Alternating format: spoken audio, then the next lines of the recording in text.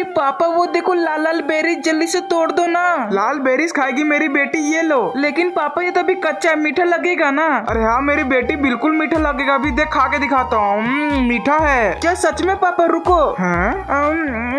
अरे छी छी, कितना गंदा है। अथू थू बेटा मजा आया। अरे पापा रुको मत, मम्मी चली भी गई होगी खेत में, गुस्सा करेंगी। अरे हाँ जल्दी चलो। आ गई। अरे ये लोग कहाँ रह गए? ये बाप बेटी हमेशा लेट करती है। चलो कोई बात नहीं, मैं अपना काम तो चालू करती हूँ। मम्मी हम लोग आ गए। और हाँ दोस्तों, प्लीज वीडियो को लाइक और चैनल को सब्सक्राइब करके जाना।